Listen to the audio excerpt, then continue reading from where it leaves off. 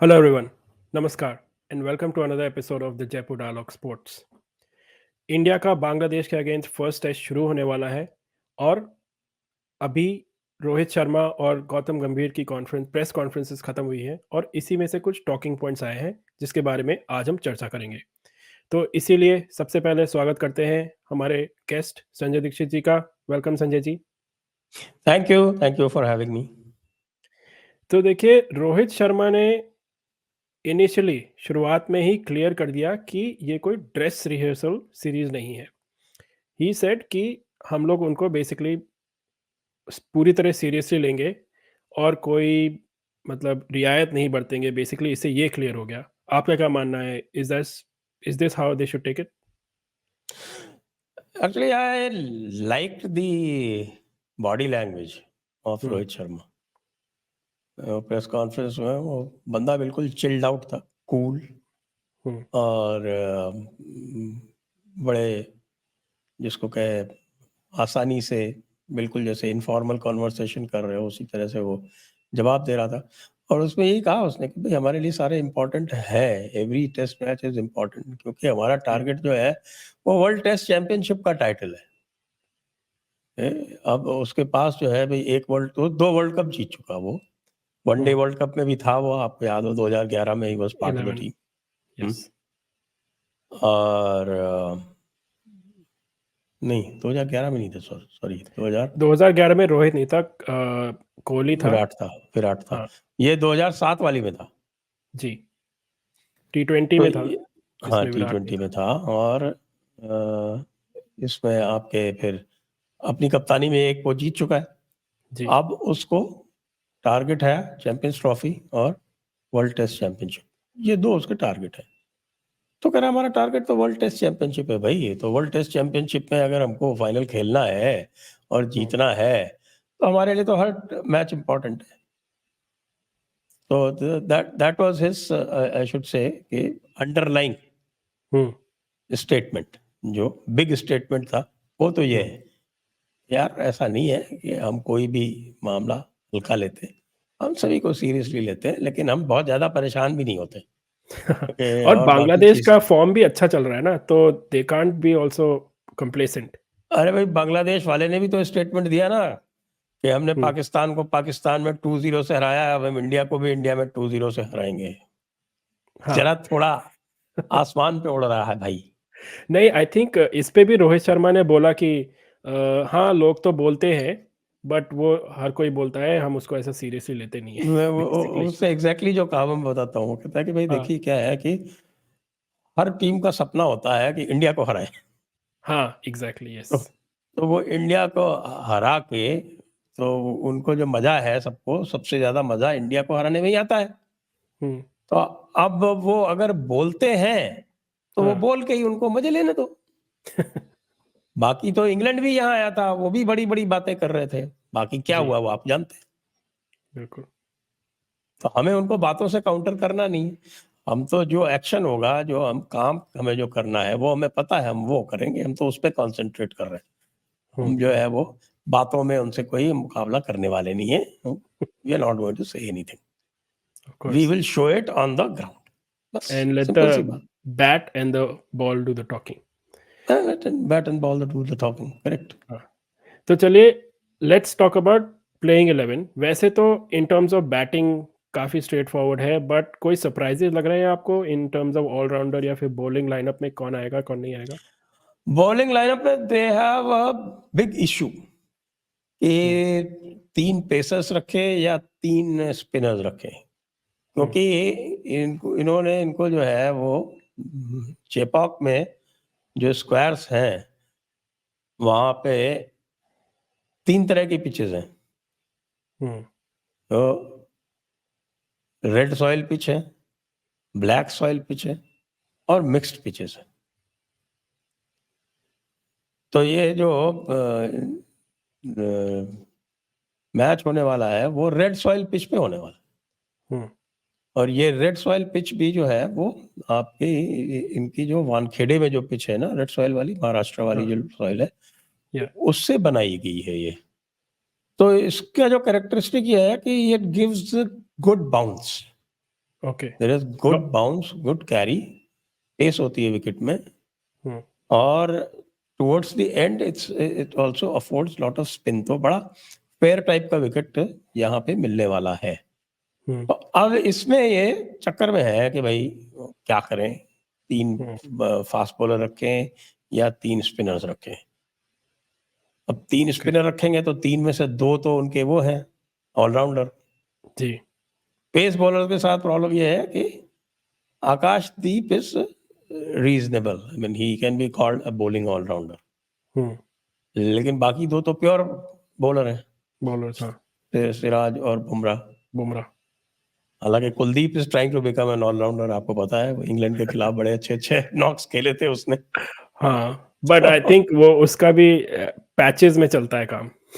So, अभी is not there yet, I think. तो अब ये जो है इनके सामने ये कंफ्यूजन है। अदरवाइज आई थिंक दी इसको ये जो आप ये 5 हैं ये छोड़ दीजिए, बाकी जो 6 हैं I think that is automatic selection. आप हाँ, रोहित और जायसवाल, रोहित और जायसवाल, यशस्वी रोहित, जायसवाल, या और शुभमन, नंबर 1 डाउन शुभमन, और 2 डाउन विराट, या और 3 डाउन पे केएल राहुल, और 4 डाउन पे आपका पंत। ऋषभ पंत। जी। तो ये 6 तो सर्टेन है, इसमें तो कहीं कोई कुछ होने वाला नहीं। सरफराज बाबू को कोई मौका नहीं मिलने वाला, हम्म, और ध्रुव जुरेल को भी कोई मौका नहीं मिलने वाला, तो इनका तो कोई चांस है नहीं। हाँ, बस अब जब बॉलिंग ऑलराउंडर्स पे जब बात आती है, देखिए अश्विन और जडेजा तो पक्के हैं, ये भी आप मान यस, लीजिए, ये 6, 2 और 8, 8। ये 8 पक्के हैं।